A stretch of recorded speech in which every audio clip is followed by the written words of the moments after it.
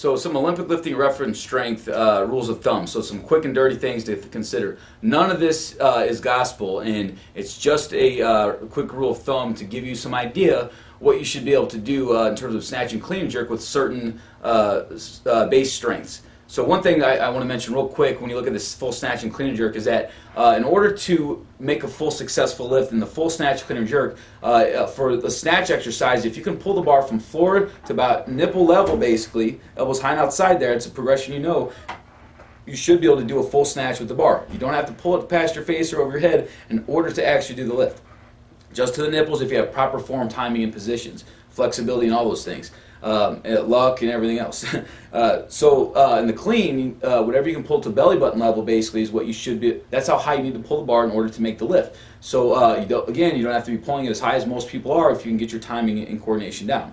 In the jerk, if you can drive the bar from shoulders to eye level, you should be able to jerk the level with proper timing, technique, and positions. So those are some good rules of thumb to consider first of all. Now, for the snatch, reference strength in terms of pulling, there's nothing really good there, but you should be able to correlate that to your clean, which you can correlate to your back squat, basically. So, basically, first consider that you should be able to snatch about 78 to 82% of your clean and jerk.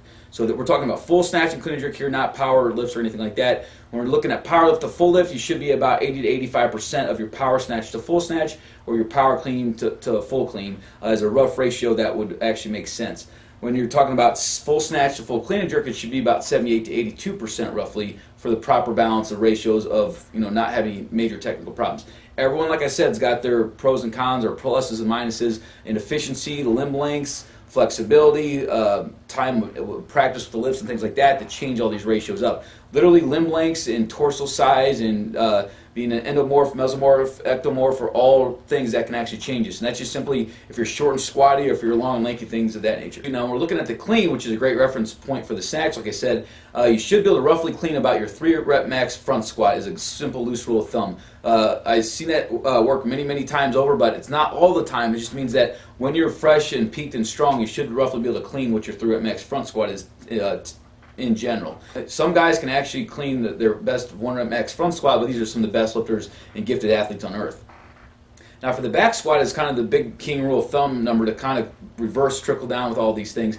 But basically you should be able to, a lot of the Russian research states that you should be the back squat about 127 to 138% of your clean and jerk, give or take, or you could even say roughly 140% for most people, just as a quick and dirty math there. And so once you have that, your clean and jerk, you should be able to extrapolate what your snatch is and basically multiply that by 80% or 0.78 to 0.82 basically, or 78 to 82%.